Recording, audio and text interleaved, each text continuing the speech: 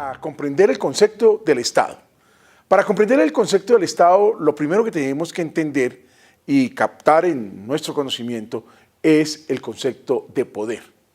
¿Qué es el poder? El poder es la capacidad que tiene una persona o que tiene una institución para hacer prevalecer en determinada relación su propia voluntad, sin importar la oposición de los otros. El poder es entonces esa capacidad que yo tengo para hacer prevalecer en determinada relación mi propia voluntad, o el poder que tiene una institución para hacer prevalecer en determinada relación su propia voluntad. A partir de la existencia del poder aparecen dos formas de poder. Una es el poder de hecho y otro es el poder institucional. En el poder usted debe comprender que hay dos elementos fundamentalmente. Quien es el titular del poder, que lo conocemos como gobierno, y quien es sujeto de ese poder, que lo conocemos como gobernado. La relación entre el uno y el otro, si está mediada por la imposición, estamos hablando del poder de hecho. En el poder de hecho no hay tranquilidad. En el poder de hecho se presentan fenómenos de violencia, porque la relación entre el gobernante y el gobernado está mediada por la imposición.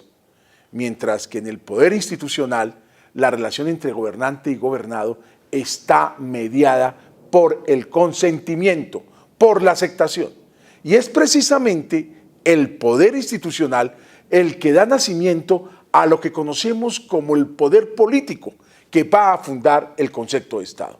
El poder político es entonces la capacidad que le hemos dado a una persona o que le hemos dado a una institución para que ellos ejerzan ese poder en pro del beneficio de todos y de todas. Cuando una institución está dotada de poder político o una persona ha recibido el poder político de parte del pueblo y ejerce ese poder político para favorecer un interés particular o favorecer un interés individual, esa persona está incursa del fenómeno de la corrupción. Esa es la corrupción, subordinar el interés general al interés particular o al interés individual. Y ello es castigado penalmente y disciplinariamente. Una vez comprendido el concepto del poder político, podemos hablar del concepto del Estado. El Estado entonces es la forma como una sociedad se organiza políticamente, se organiza en torno a ese poder.